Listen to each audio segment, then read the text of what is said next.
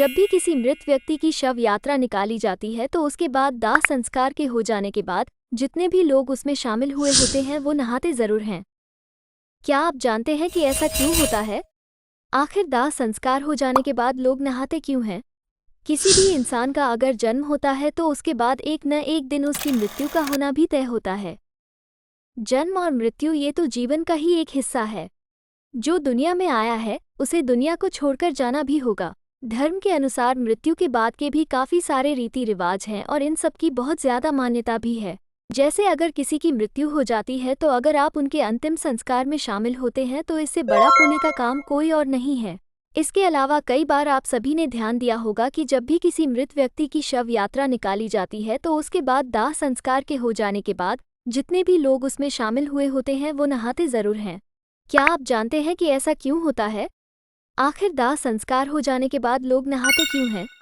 इसके पीछे वैज्ञानिक और धार्मिक दोनों ही कारण छुपे हुए हैं। हम सभी के लिए ये जानना बेहद आवश्यक हो जाता है कि दाह संस्कार हो जाने के बाद नहाने के पीछे का वैज्ञानिक कारण क्या है। इसके पीछे का जो विज्ञान है वो यह मानता है कि जब किसी भी व्यक्ति की मृत्यु हो जाती है तो उसका जो मृत शरीर होता है उसमें बहुत सारे बैक्टीरिया अपना स्थान बना लेते हैं और उस पर हावी हो जाते हैं। ऐसे में इन बैक्टीरिया का संक्रमण होने का खतरा बढ़ जाता है। ये फिर दूसरे लोगों के शरीर में भी पहुंच जाते हैं। शमशान तक पहुंचने तक शव यात्रा में शामिल लोग कई बार मृत शरीर को छू लेते हैं जिसकी वजह से संक्रमण होने का खतरा बढ़ जाता है। इसीलिए अंतिम संस्कार हो जाने के बाद नहाना बेहद ज़रूरी माना जाता है। इससे शरीर में कोई भी बैक्टीरिया प्रवेश नहीं कर पाता है। ये तो था वैज्ञानिक कारण। अब जान लेते हैं धार्मिक कारण के बारे में। हिंदू धर्म में ऐसा माना जाता है कि शमशान घाट पर लगातार दाह संस्कार होते हैं। ऐसे में वहां पर एक प्रकार की नकारात्मक ऊर्जा पनपने लगती है। यह नकारात्मक ऊर्जा बहुत ज़्यादा खतरनाक होती है।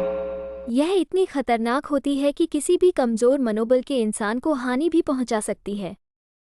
इसके अलावा एक और कारण ये भी है कि जब किसी मृत व्यक्ति का दाह संस्कार किया जाता है तो कुछ समय के लिए उसकी जो आत्मा होती है वो वहीं पर मौजूद रहती है और वो अपनी प्रकृति के हिसाब से कोई हानिकारक प्रभाव भी डाल सकती है। ऐसे में जो भी लोग वहां शामिल होते हैं वो नहाते ज़रूर हैं।